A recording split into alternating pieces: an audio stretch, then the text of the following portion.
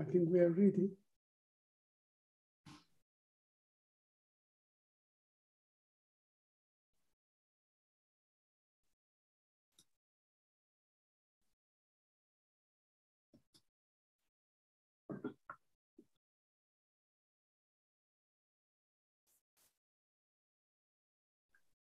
Hello. We are starting our 5th intergenerational meeting.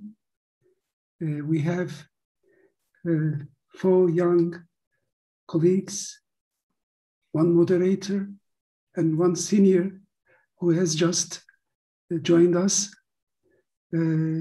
As our followers can quite easily understand, we are having these intergenerational meetings for the 5th time. And today, Eugene Ko will moderate the process. I'm giving the floor to you, Eugene. Thank you very much for all. Right. Thank you very much for joining. For those who are watching us live on YouTube, you can put your questions in the chat box. It will be monitored and we would respond to it as we see it popping up. And a very warm welcome again to one of our 5th intergenerational meetings, where we tend to bring along medical students or students as a matter of fact, together with experienced practitioners and clinicians across the field of psychiatry to discuss various topics related to psychiatry, especially from an educational and advancement kind of view, just to find out more and more. So today we decide to take a slightly different approach, and we like to invite 4 medical students from various countries to actually share their experience, share their views about what they have gone through in their own respective country with regards to psychiatry education. Because one of the things we realize is that across the board, regardless where you studied psychiatry, it is a field that is filled with stigma, fear, and in a way, some misconceptions. So this is why we decided to ask the people who has just recently experienced this posting to actually share this particular experience, with the hope that whoever will be watching this either now or in the near future will be able to have some comfort to know that some of these fears are normal. It's not only him or herself is actually experiencing, but pretty much across the board, we all have experienced it at one point or another. So before we actually jump into the introductions of our medical students, I would like to take this chance to just invite Dr. Gulen to have a quick 3 minutes speech on any welcoming speech with regards to these particular topics.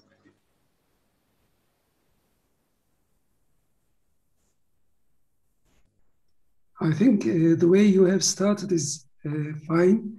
We have 1 more senior among us, Dr. David Barron and Dr. Norman Sartorius. So I could only say we have been going through these intergenerational meetings with senior educators and young colleagues, let me say. And this time, as you have said, you are going to try a new approach with taking into the focus the students this time. Well, that would be enough for the beginning, I believe. We are excited to listen to our young colleagues and you, Eugene. Thank you. Right, thank you very much. So together with us now, we actually have another 2 experienced psychiatrists. And so what I'm going to do is I'm going to introduce medical students. I'm going to ask them questions. And I would like to open the floor to the experts, the psychiatrists in the floor, to give a bit of feedback, depending on how we go with time, and we see how that would go. So it will be a conversational approach. It's almost informal-ish today. And yeah, let's just see where they go. So before we start, I have 2 people from Turkey. We have No. As I pointed out to her, I'm going to have difficulty pronouncing her full name. I'm going to introduce her as Miss No. And we also have Irem. Both of them are from Turkey. And if I'm not mistaken, you all are in your final years or in your intern years of medical school life already. And you have done psychiatry postings. Am I right? All right. And from the States, we have Asmita, who is also in the final year, about to go into residency. And from Malaysia itself, we have Ramen, who also again in the final years. And pretty much all of you are very close to graduation, and you all would have done psychiatry within the last year or so, right? So I'm just going to start with a very simple question. In your experience, when you were about to enter psychiatry, when you finish your preclinical years, you're about to go in, psychiatry posting was coming up. What was the fear or doubts or misconceptions that you held on that you distinctly remember? Something that a memory or a thought that you hold on strongly before going into the postings? Maybe we could start with Asmita. Could you share some of your thoughts with regards to this question? Yes, thank you, Dr. Eugene. So one of the fears that I had was actually of acutely psychotic patients. And I was really concerned about safety until I actually met them and I talked with them at length about their lives and how their psychotic disorder had affected them. And so it really made me appreciate essentially the severity of psychotic mental illnesses. And I realized that getting to know the patient's entire life story was an honor. And so that really put me at ease with regards to how patients with psychoses actually are. What about you, Noor? Next up on the list, I see. How was your fear? Like, what was the misconceptions that you had before entering psychiatry posting? Actually, I also had some concerns about the patients like Smita, but my primary concern was that in Turkey there is a general belief that the doctors, the psychiatrists, only prescribe drugs or medicines to the patients and they don't properly cure the patients. That's why I had some questions in my mind before I was starting to psychiatric post. But then after I got started, I realized that there are other ways and other approaches to the patients, and there is always a way to cure the patients properly. Unfortunately, the beliefs are partly true in Turkey because there are giant amounts of patients in public hospitals. Yet you can find the way to build a strong communication and strong relationship with your patients as a psychiatrist. I figured that out, and then I found that my questions were unnecessary. So. Right. Iram, what about you? I mean, you both came from Turkey. Do you had the same ideas, or was it different? So thank you. Yeah, I have read the same ideas about Mufide and Asmita, but what I was fearing about was saying something wrong, actually, most of all. So the psychiatric patients are especially prone to be affected from everything a doctor say or everything a psychiatrist or everyone said. So I was very afraid of if I said something wrong to them and if it changed their lives, etc. So, but after I started my rotation, I saw that we can make a bond with them and we can make a proper communication and we could understand them and they could understand us and there won't be a problem about this. So another fear of mine was, so there was a little time for, like Mufida said, there was a little time for examination of the patients in Turkey in community hospitals. So if we can understand their backgrounds or their lifestyles or their problems in such a small time. But after the rotation, I saw that so we have different sections and we can understand them after a time. So it was like that for me. All right. Ramin, what about you? Yeah, I think in addition to what the others have said, I had a very specific fear. I'll be very honest, it's a very common student fear, I guess. I had a fear of failing the posting.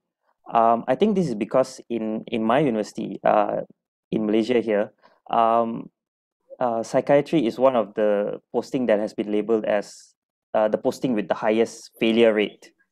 And part of the reason, I think, is because of the sort of stigma attached to the type of examination that we have here, which is the observed clocking. I'm not sure if it's the same elsewhere, where the examiner will be watching you performing your clocking and all that, and then you'll be talking to the patient and performing an MSE on them in front of the examiner, which adds that layer of pressure.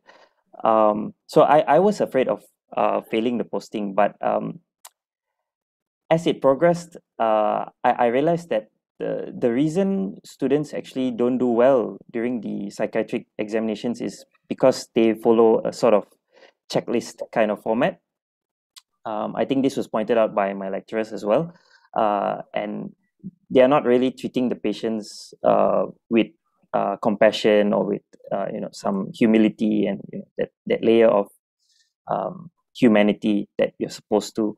And they just become another case. And that's why most of the students actually end up failing the posting. It's not because psychiatry is hard or harder than other postings per se, but I guess it's a bit misunderstood in that sense. Yeah. Right. Thank you very much for all four of you. This is interesting because what you brought up was similar fears we had even when I started my undergrad studies 15, 20 years ago. There is one thing I would like to ask among you all. Do you know anyone who actually had this fear? When I went into the first day of my psychiatry posting, my professor told me this: I cannot read any of your minds. There is no way I know what you are thinking. You don't know anyone who has similar fears or thoughts, thinking that a psychiatrist is able to read minds, is able to tell exactly how someone's going to respond. I can see Asmita is smirking there a bit already. Maybe any of you ever came across that?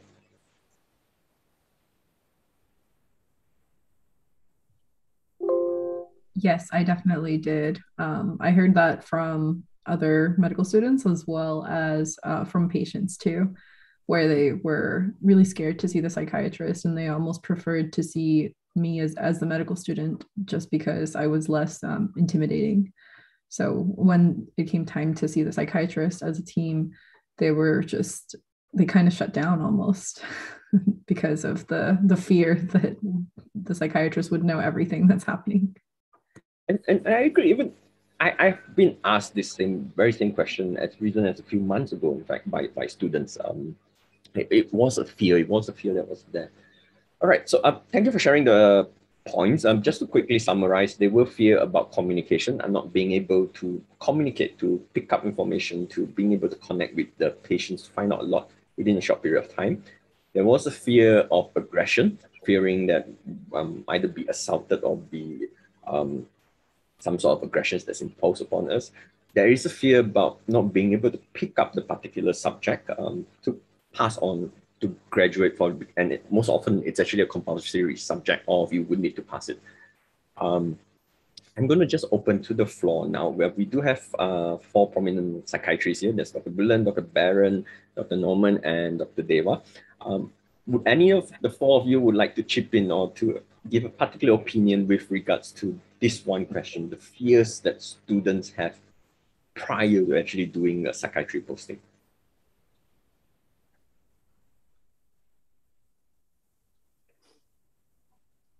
Well, I'll jump in. I know my colleagues have much to say, but what I found fascinating was what you all just said, I think captures the prejudice that the general public has about patients with mental illness, that they're going to be violent, that they might say the wrong thing in front of a psychotic or a patient with psychiatric disease, that we don't really understand them. But what I thought was most exciting is what you said is when you got to know them, that went away. And I think that's a wonderful model. As the general public, as they get to see that patients with psychiatric disorders are people, and they just have a disease like other people have diseases, that's what made the difference for you. And I think for students, and I appreciate your honesty, because I had the same fears many, many years ago when I went through. In fact, the only patient that ever attacked me was on my psych rotation, which was my first rotation as a medical student.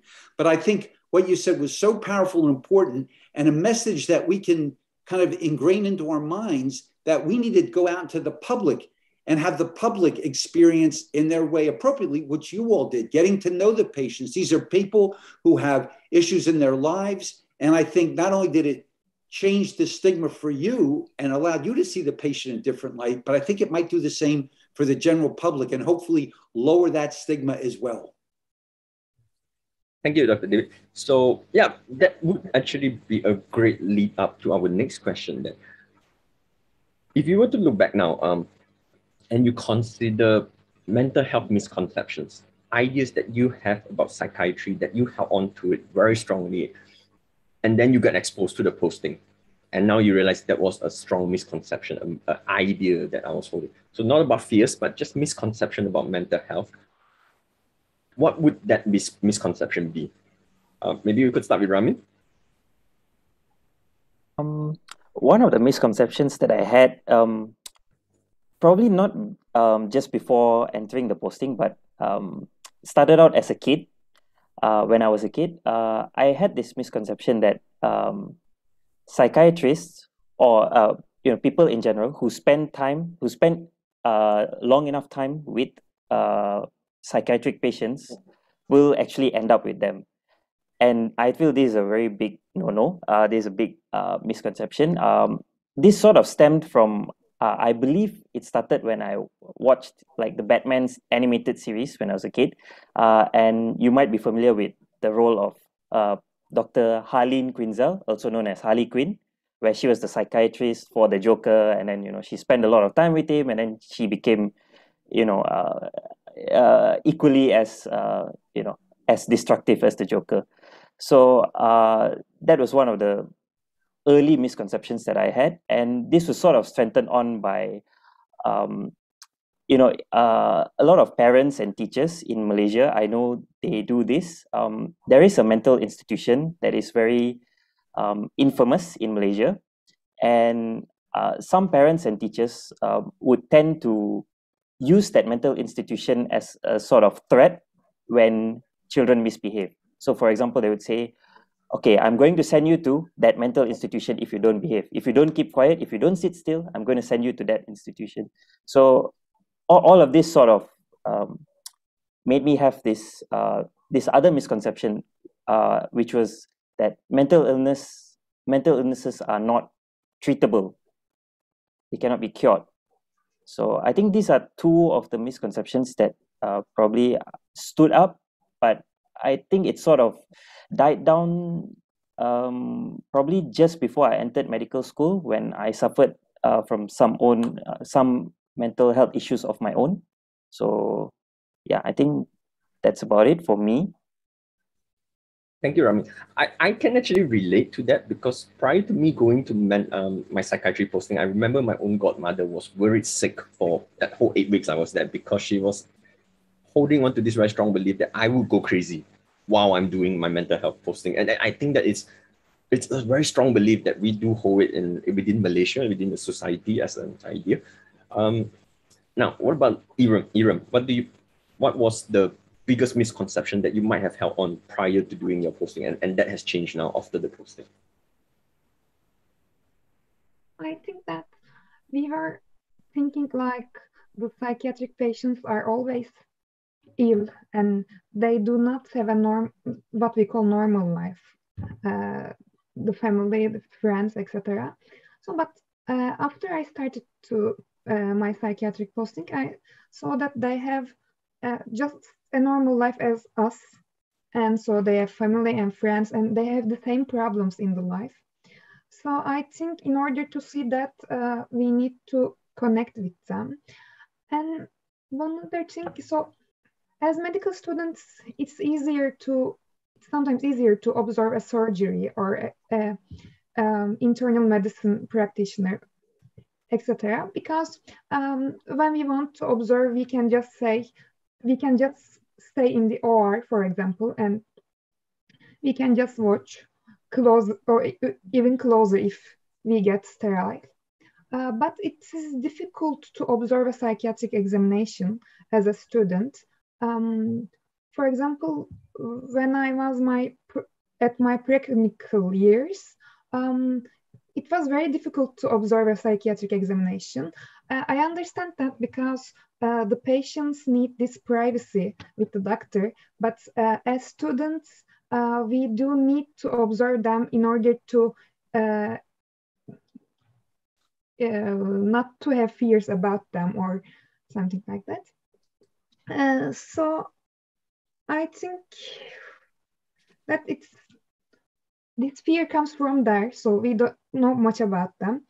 And I think that in order to fix that, maybe as students we can observe more psychiatric examinations. All right, thank you. No, what about you? Yeah, actually, before I got into the medical school, I was really interested in psychiatry, so that's why I chose the medical school. And as I learned more about human and medicine, I figured that the psychiatry is one of the most compelling departments among all the other medical departments, because you're trying to cure something that you can't physically see or touch. This is the mind. So that's why I had the fear of will I be enough for my patients, or will I be giving them the effective cure? And I also saw the patients only as that patients, but in psychiatry they are not only patients, and they don't only have their illnesses, but they are human beings and they have all the emotions. They are not all broken. They have good parts and bad parts like all the other human beings. So we have to see our patients as the individual human beings who are struggling with some psychiatric problems. So I figured that after I was in my psychiatric post. All right, and Asmita, what about yourself?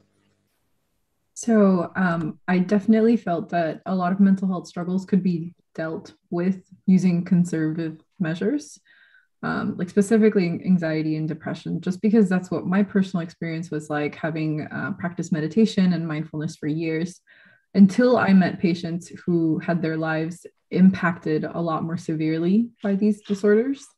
And then I realized I was very blessed to not have similar experiences.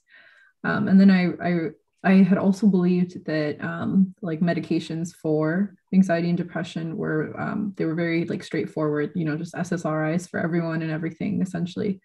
But then I realized it was a much longer process of trial and error, which really made me appreciate the nuances of prescribing certain medications, and how psychiatry is truly it's like the marriage of art and medicine. So. Thank you for sharing. So essentially, if I would summarize again, psychiatry itself is a field that was way more complicated than what initially most of you all thought about. It has art, it has science, it's a big mixture of it. There were some fears that, if you go and practice mental health, you're going to become mentally unwell yourself.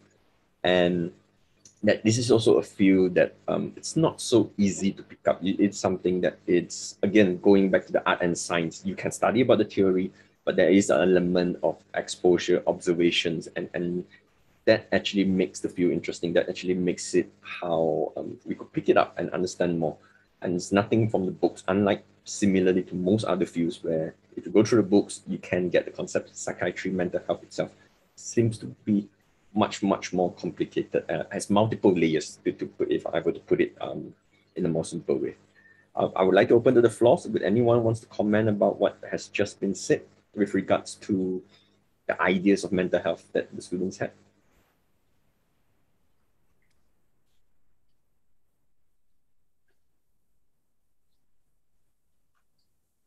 Right. If there isn't, then I would have moved on to the next question.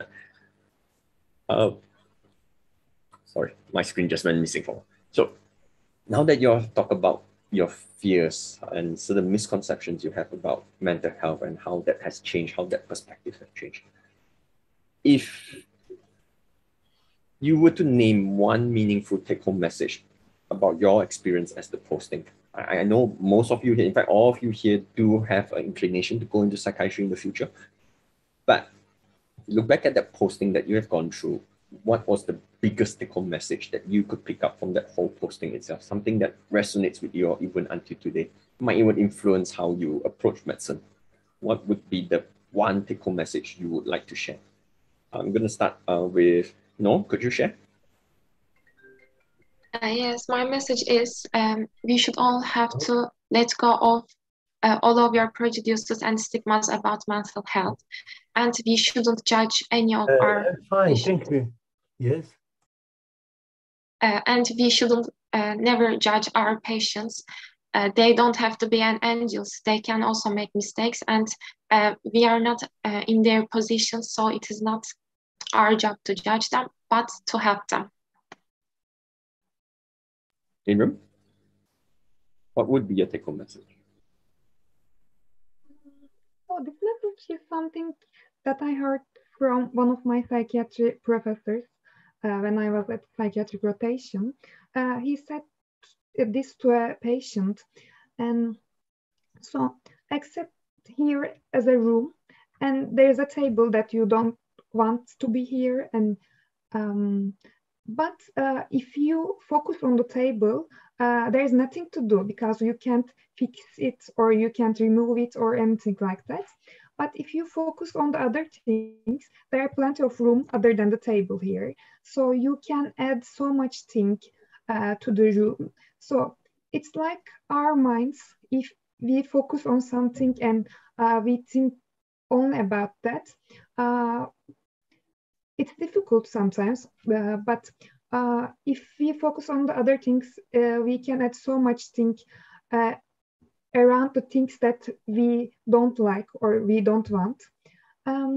So this is my message, I think. We need to focus on the other things and other parts. What about you, Ramen? I think I think the most important takeaway that I got was it's important for us, like not just with patients, I mean, with our interactions with people on a daily basis. It's important for us to be compassionate to everyone because it helps to be nice, because we don't truly know what people are going through. And even if we know what they are going through, it's very difficult for us to understand, to truly, fully understand what they are going through. So sometimes it helps for us to just be nice. And I think to add on to that, I just want to add a mini quote, I guess. I think of psychiatry as the anti-hero of all medical fields, because it's a field that not many students in particular would enjoy or actually like. In other words, it's not the hero we deserve, but it's the hero we need. So, yeah. Thank you. And Asmita? Love that quote, Ramin. So one meaningful take-home message I picked up is that getting to know the patient's entire life story is crucial. And also reaching out to friends and family to get the whole picture is invaluable in terms of contextualizing like the best patient care. And essentially it's an honor to be present in someone's life in this way. And so I think approaching psychiatric patient care in this specific way helps decrease the stigma around mental health, as Dr. Barron and Nur had mentioned previously, so that when we see patients just people like us, rather than seeing them as other or as separate from us, we can truly provide the best possible care. All right, thank you. So it sounds like from what you all have described so far, it started off with negative and some fears and some ideas, misconceptions about psychiatry. Came in, you went through the process, you went through the posting.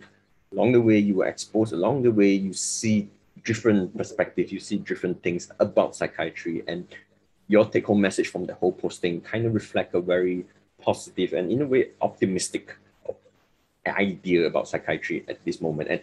And as I mentioned just now, all four of you, it has interested you all so much that you all want to consider this as a lifelong career. So this is where I want to bring you all back. If you were to meet someone, a medical student who's about to enter psychiatry posting, who about to start medical school, who comes to you and say, I want to know what should I expect about psychiatry? What do I need to, I'm so fearful about psychiatry and so on and so forth. A medical student coming to ask you that. What would you tell them? What would you tell another medical student who hasn't done this who hasn't done the psychiatry postings? What would be your particular message to them? Maybe we could start with Iram. Thank you.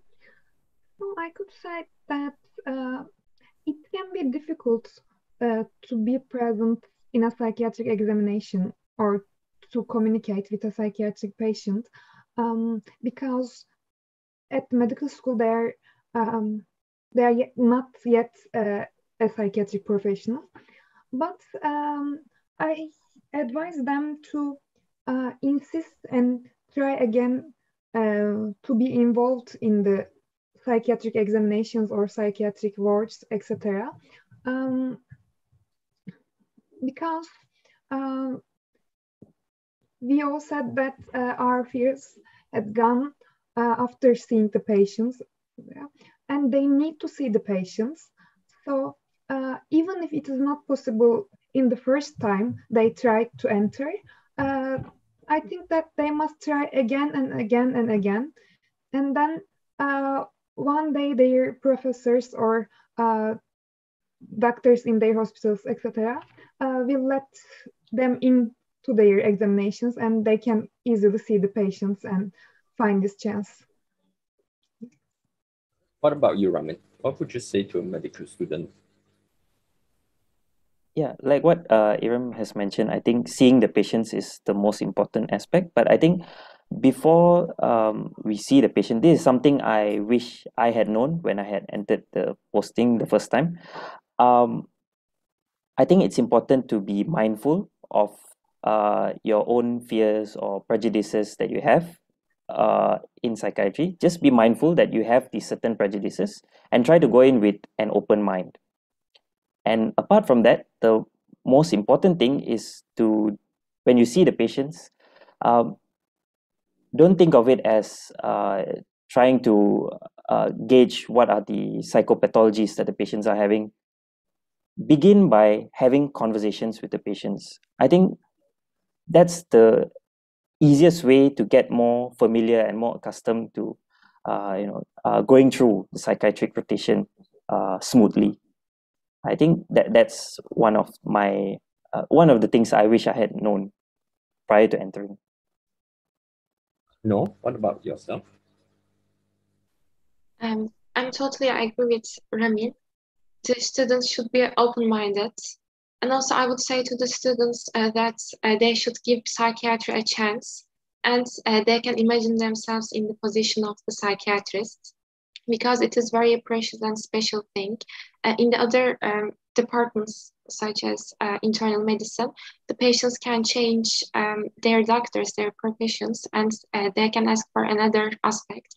But in psychiatry, I think it is not the way it is because what's important in psychiatry is the bond between the patients and the psychiatrist. So when this bond is here, then there is no way they change their doctor. So it is something very precious. And I would ask medical students to understand that bond between the psychiatrist and the patient.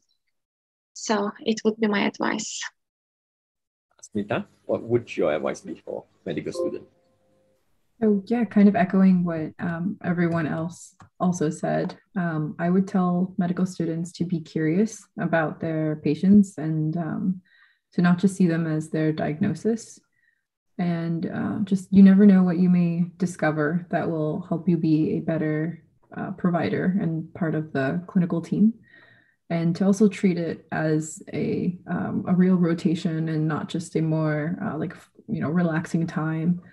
To tell them that there's no shame in falling in love with psychiatry and choosing to pursue it as a career path.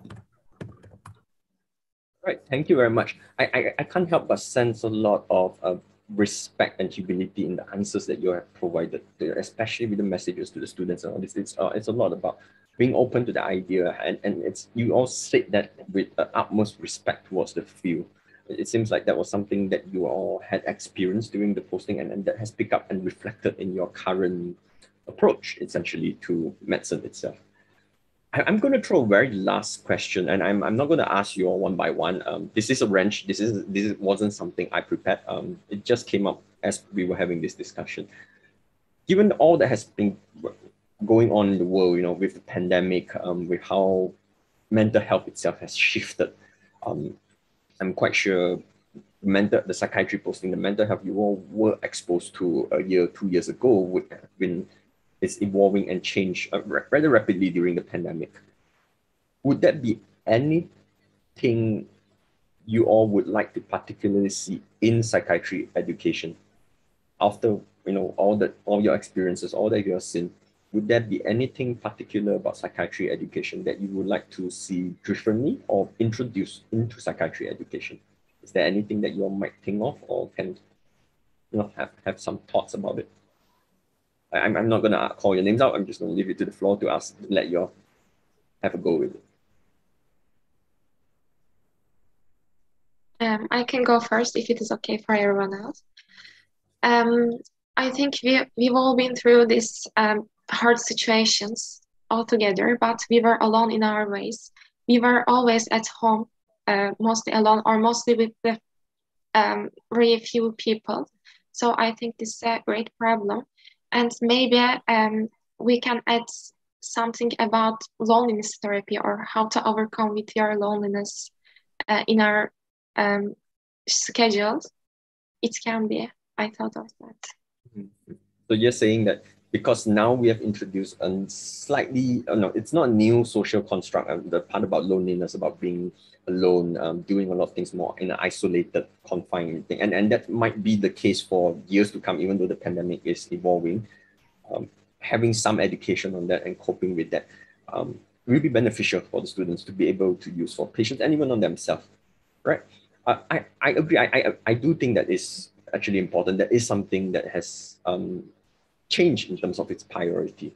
What about the other three? And would you all have anything about psychiatry education that you would like to see being add on or change, given all that has happened in the last few years? I'll go next if it's all right. I think that one of the things that I've been thinking a lot about is actually to, at least in Malaysia, I'm not sure how it's like elsewhere, but in Malaysia, psychiatry is introduced in the 4th year of medical school, and it's continued. We have an additional 2 weeks in our final year. But I would actually like to see some psychiatric or mental health education being introduced from the 1st year of medical school, which is in the preclinical years. This is especially because we know that statistics has shown that medical students have a higher risk of having mental health issues. And apart from that, when they graduate, when they become doctors, there's an even higher risk of them undergoing even burnout and other mental health conditions. So I think it would be beneficial for us to sort of introduce some of the concepts or some of the at least some of us have an outlet for them to reach out to if they realize that they themselves are going through something difficult, or if they realize that their friends are going through something difficult. So I think this is just something that has been on my mind for some time. But apart from that, I think the loneliness sort of introduction is a very good idea as well. Yeah.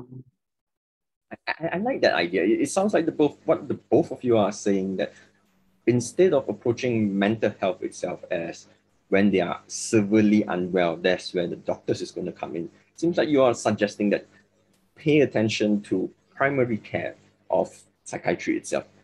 Look after your own self as medical students, look after your own self as future doctors. Consider that mental health is also important in you yourself as a student and in the future as a doctor. That is something the students should be aware of. And if I were to echo that, if I were to comment a bit about that, I do know a number of centers have started doing things like resilience building among medical students.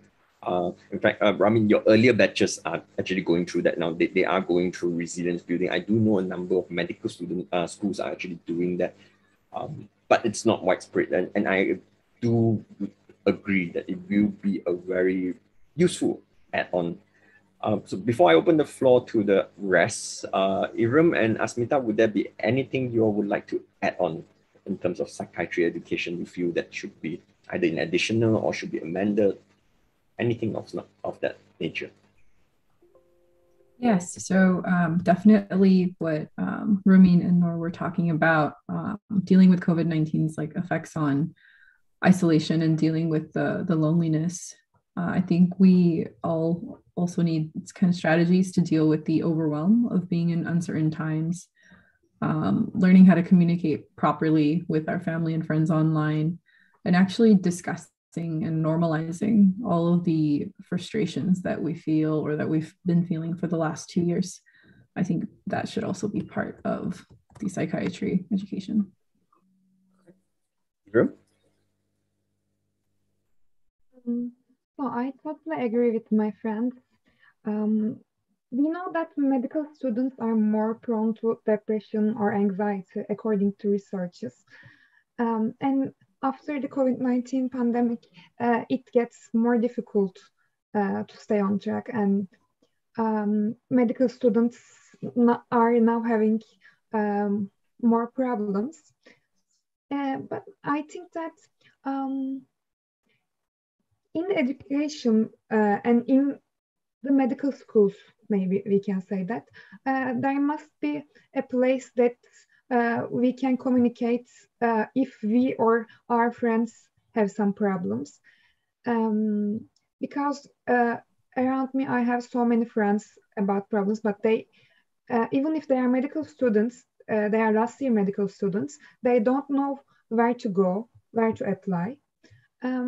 And also, for example, in the preclinical years of medical schools, we had practice sessions like measuring the blood pressure, measuring the blood sugar, etc. Some practice like that. But we didn't have any section, any lecture about how to help yourself, or for example, if someone around you is thinking about committing a suicide, what to do at that time. I think as future doctors, we need to know how to make a CPR, how to measure blood pressure, etc. But we also need to know how to communicate with someone who is thinking about committing suicide that day. So, yeah.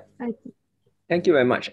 I agree. I do agree that this is a skill, that we kind of need to learn also, that it is lacking. And we do see it when we have to communicate with our medical colleagues. It is something that pops up. So just a very quick recap.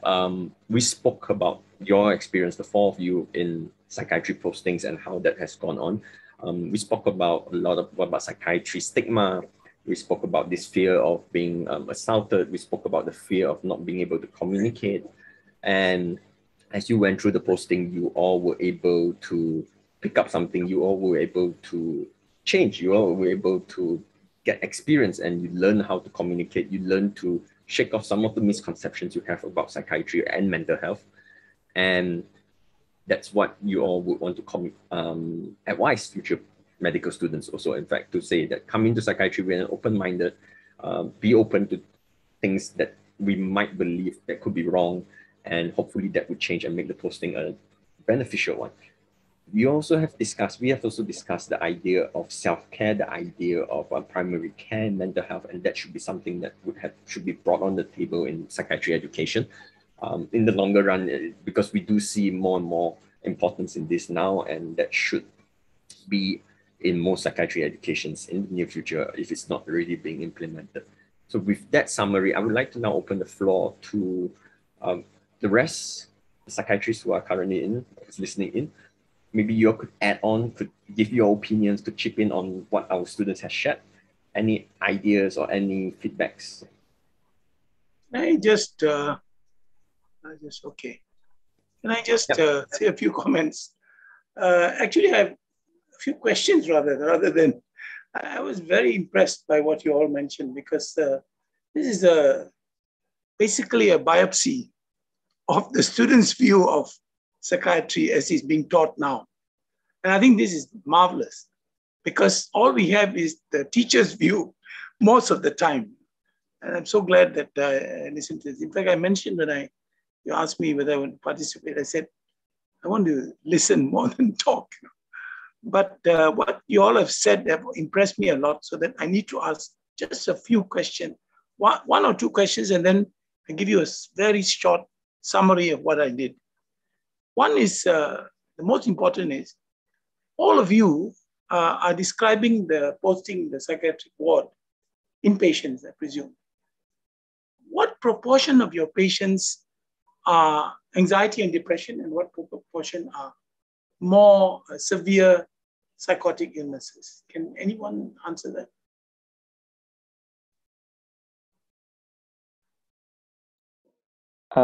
Doctor, yeah, Prof. Deva, yeah. Yes, yeah.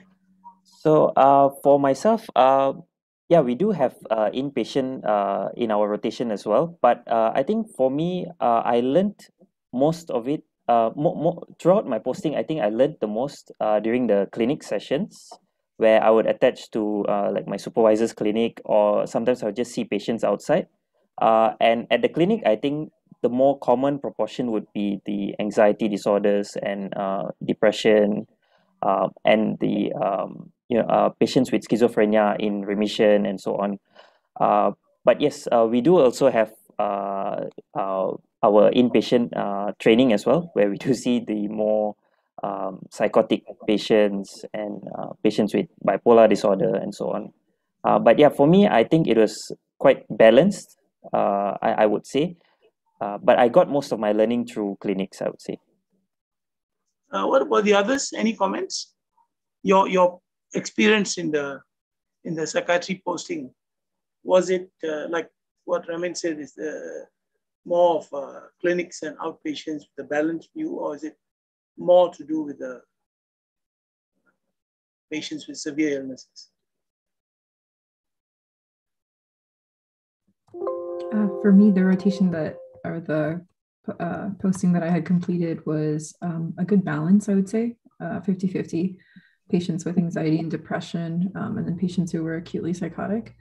There were a lot of borderline patients who were present due to attempted suicide. And so that was, I would say, the most common type of patient. Okay, yeah, just in the interest of time, I just move on to the next item, because several of you mentioned it. I think Ramen mentioned particularly that it's very unlikely that most of the students who come into medicine will go into psychiatry. And then you mentioned before entering the posting, you already had some fear and some prejudice against the kind of posting that you're going to enter into. Actually, I had a wonderful experience with my students because of COVID. Everybody says bad things about COVID. I think COVID did a fantastic thing for my posting with the students. The reason is around 2 years ago, due to very complicated reasons, I don't want to go into details, my university, and in fact, many other universities in Malaysia, many medical schools actually stopped having direct contact with patients. The wards were closed for medical students in psychiatry.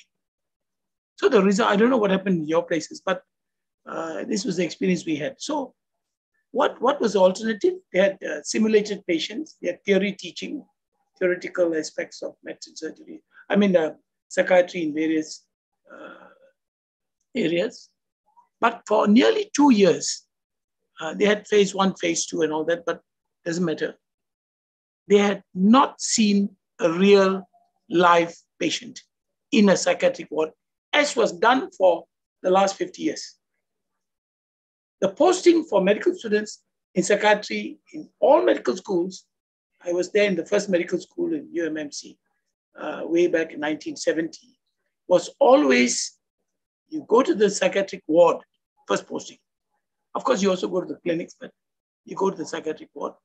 And it's about 75% purely severely ill patients. That was the experience. So subsequent batches that came all knew psychiatric posting, oh, this is terrible. Why? Not only what you all said about the prejudices they had, but there was another very important thing. Entering a psychiatric ward was an experience in itself. Because they also, in year 3, year 4, they went to medicine, surgery, gynecology, orthopedics, and everything else. It's like any other hospital. You just go in there, talk to the patient gives you a good history. You examine the patient, touch the patient, do various tests and blah, blah, blah, and that's it. You go to the psychiatric ward, first of all, in University of Malaya, it was not locked. But in other hospitals, it was locked. The wards are all locked. And very often there's a security guard outside. Even in the premier hospital in Kuala Lumpur, it's locked. Now there's what do you call it? A switch card is there. And there's a guard outside. And there's a guard inside. So the students who didn't go for psychiatric posting for nearly 2 years, most of them had simulated teaching, except those who came to my primary care psychiatry clinic. Now, Professor Sartorius will remember, way back in 1991, he invited me and several others from all over the world, actually, to take part in a workshop in Geneva, in WHO, on primary care psychiatry. Subsequently, ICD-10 PHC came out. I have no idea whatsoever how many of them are using it, but I tried very hard to implement it in my own medical school. Very difficult because I was not the head of department, very difficult to change things. And anyway, the atmosphere was such that we didn't have a separate place to teach that. So over the years, over the next many years, I gradually became higher up the hierarchy. And I managed to implement this to teach students a combination of psychotic patients as well as anxiety and depression patients. Sorry, Prof. In the interest of time, we might need to speed that up a bit, if you don't mind. Yeah, I'll speed up. So what I did was, this batch of students after COVID, all were taught 2 days a week, only primary care psychiatry. The 3 days simulated patients, but they never seen a live psychotic patient. Never. Until about 1 month ago, no more than that, about 2 months ago, they were all shown real life patients in the psychiatric ward, which was now open. For whatever reason, they said, now it's open. The number of cases have come down, vaccination is good, and so on. And I didn't say anything. I didn't tell them, be careful, go there, dangerous, nothing. After they visited it, about 2 weeks later, I took them on a visit to the Alzheimer's Center. And on the way back, we shared the same car. And one of them said, Prof, I had a culture shock when I went to HKL to see the psychiatric ward. I said, sorry, what did you say? He said, a culture shock. I said, what do you mean culture shock?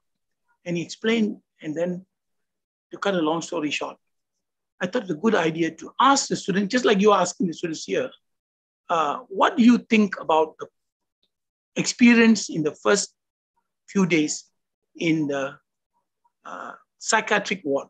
Mine is the primary care clinic in the method of Prof. Sartorius. And this is a real psychiatric ward. Oh my God, came out with I recorded the whole thing with their permission. And it was fascinating. They complained about the atmosphere, not just the patients, atmosphere, locks. They said in some of the cases, the nurses were locked inside a cage and the patients were outside. And of course, they were all afraid. They didn't know that it's going to be like that. But they went in there were patients milling around them and asking them questions and so on. So this was Prof, sorry, I do need to stop you. No, that's it. Yeah. So that's it. I agree. I do agree in the sense that, yes, some of these ideas, these misconceptions, as we talk about these misconceptions about psychiatry, if we don't take steps to prepare someone, if we don't pretty much as what you said, if we give you the take-home message to tell another medical student, if the medical student isn't told about any of this, and we send them to institutes that are a bit older, it's not to say that their practices didn't evolve. They probably have better, newer, modern psychiatry practices, but the structure itself is a bit similar to older generations. It's going to be a culture shock. It's going to be a shock because you're going to go in to see it almost as if like a prison. And I do agree that in the most psychiatric educations, it's the educator's responsibility to actually give a heads up, pretty much like what we're doing here now. Hopefully with this video, this recording of YouTube, that heads up would serve as a message of hope and possibility to any future medical students to say, look, psychiatry might have scary. It still has a lot of stigma, but hopefully when you join in, when you go in, it will be a very different experience. You just need to be open to see how it might have changed or differ from what we commonly hold on to. All right. We still have about 5 minutes to 8 minutes. Anyone else on the floor would like to comment, to talk about their own experience as educators, as psychiatrists, with regards to the messages that students have shared with us graciously today?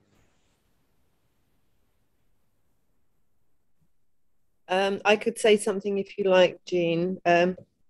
I found it really interesting. My apologies for being late. One of the things that I was thinking about listening to the students' perspective is, well, it's several things really. The importance of the understanding the social issues. And you know, often students, I think, when I remember my own experience, you come from the physical wards and it's all been taught in such a physical way. And so, but to me, most of psychiatry is social. It's understanding the social causes, the social consequences. And so to have some kind of understanding of that before you go into psychiatry, I think would be an enormous help. And I agree with the student who said psychiatry should start much sooner, because of course, social aspects affect physical medicine as well. It's often not taught on the physical wards, but the social factors are terribly important. And for those students who won't go on to psychiatry, but will become physical doctors afterwards, they need to understand about those psychosocial aspects of general medicine as well. So I couldn't agree more that it should be more integrated in the teaching right from the beginning. I think it's very helpful when you launch into psychiatry to have a good understanding of those social aspects. It all starts to make much more sense then. It was very interesting listening to Prof. Davis' comments, and I quite agree about the importance of spending as much time as possible outside the hospital. And I think as well as primary care, which is crucial, but I would also add in prisons and schools as well, and other institutional care, just to get an idea of all the other settings where mental health is really important. And then just to be quick, my final comment, somebody talked about the importance of loneliness and how to deal with it. Social networks are crucial. There are sort of preventive lever in a way to support mental health and resilience and so on. So they're preventive as well as part of our treatment armamentarium, if you like. So I think understanding about what we can do to help support social networks, create supportive settings, that's really important too. And so yes, so I suppose it's a plea to broaden out what goes into the curriculum of medical student training. Yeah, thank you for that. And that's also very true, because if we think about it, 5 years, 6 years ago, we wouldn't be like here now on this virtual networking talking about these topics. This kind of conversations will be held in conferences, and it might not have a wide representations across different countries, in fact. And social network, the way how communication has evolved, has added on a different perspective, has added on an additional layer upon what we could do at this point of time. I'm going to just directly reach out to Prof. Sartorius and Dr. Dave. Any feedbacks from the both of you with regards to what the students have shared? What do you all think? What do you all have to say? I just have one question and request. I'd like to see us do this exact format, but deal with patients with substance abuse. Because I think if we look at the number, the deaths from overdose from opioids, you know, that we're talking about the same orders of magnitude we're seeing. And I think at least in the United States and some of the work I've done overseas, that oftentimes we view substance abuse patients even different. Even in the United States, NIMH is different than NIDA. Mental health is different than drug abuse. So I would love to hear the same feedback from the students, the same format. Eugene did a wonderful job. I want to thank all the students, but let's consider doing this again, looking at these same issues in dealing with patients who have an addiction or a substance abuse problem. But a wonderful session. It just shows how much we can learn if we listen, as Professor Ryu said. That is brilliant, actually. Substance use is going to be a very different kind of perspective. I think we will try to do that in the near future. But Professor Sartorius, anything you would like to? Yeah, well, maybe 2 points. The one is that the role of psychiatry is concerned with 3 different topics. The one is what can we contribute to a more humane, more empathic, better medical behavior by making people understand feelings, etc. This has nothing to do with psychiatric disorders. It has to do with what one would call decent medicine. The second part is dealing with the majority of disorders that we see. These are anxieties and depressions, etc. And that is something that it's very likely everybody should have.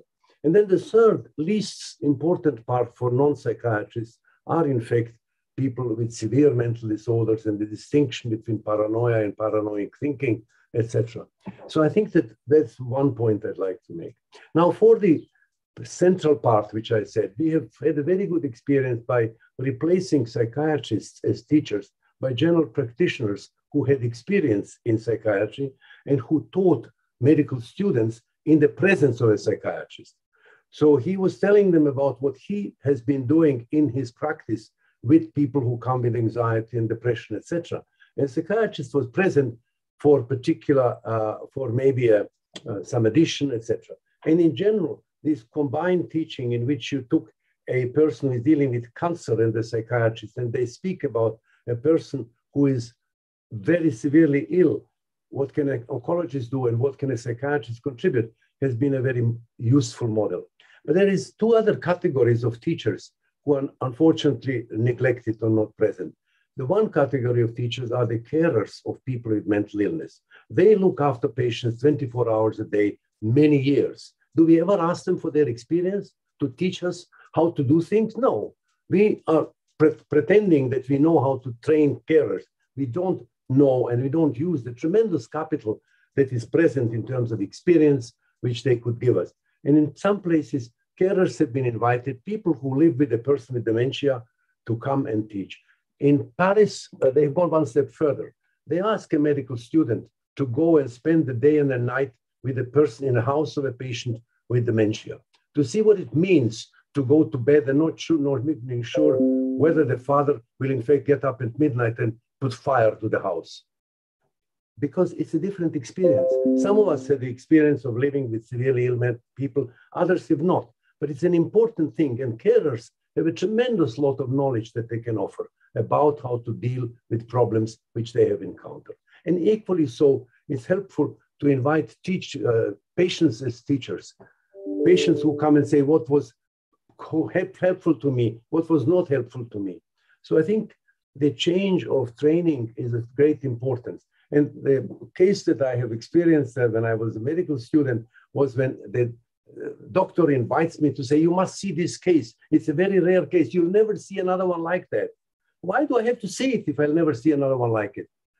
It's an absurdity to have to teach rare things. Rare things are not rare and therefore of less importance. If you take schizophrenia and compare it with depression, there are 14 per 100,000 people with schizophrenia every year and 3,000 people with depression. That is 280 times more. So I think that our teaching should take this into account. I want to congratulate you for inviting or inventing the notion that we should speak with, but I would have gone one step further. And I think that the questions, they have told us their experience, but it would have been nice to hear what they want to know or what they feel could be changed as well. So I would encourage you to repeat this experience and maybe have another round of more profound questioning in which the more senior psychiatrists will have to dig into their experience to be able to answer questions. And then, of course, it's also of interest to know whether any one of these four colleagues whom we are seeing here will want to become a psychiatrist after they are. I suspect that some of them are playing with the idea, and that's why they are here. It is very nice to have such a group, but also those who hate psychiatry in our discussion, because both of them can contribute very massively. So thank you for organizing this, and thank you also for Dr. Choshkun for keeping all this going. Thank you. Thank you. Yes, it is a part of one of the things that we discussed was a follow-up on this. What could we do more, and what would they want, the students who want to learn more? And yes, it is another future topics that we will be considering. We did put it into discussion the last round. Yeah, thank you. So I'm going to just hand it over to Bulan for the closing remarks, and we could call it a day for today. Bulan, would you want to?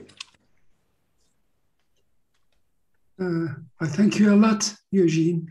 You have done a great job indeed. And also, I would like to thank our dear young colleagues, I must say. I also have some thing about my personal experiences, but I don't want to go into that. May I, instead of ending it, if you wouldn't mind, may I ask our younger friends again, the last question, which Dr. Sartorius has said, what would you propose us as the seniors or as the organizers of these series? What should we do in future to promote mental health or psychosocial well-being, not especially psychiatry, but psychosocial well-being for medical students? Would you like to ask this, or would you agree with that, Eugene? I would agree, actually. I would agree, but maybe depending on what their views would be, like what kind of additional ones that of those that we have already mentioned that we could add on.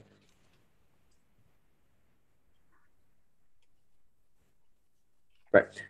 Without putting you all in too much of a hot spot, Bulan, would it be okay if we carry this on as a future intergenerational meeting? I do think this would be a great topic itself as a follow-up on this. So we're just going to leave that as a teaser, as a half hanging. And we'd like to thank everyone here, the students for contributing, for taking time. I know I sent the questions to you early, but it did take efforts. You do need to spend time reflecting on it.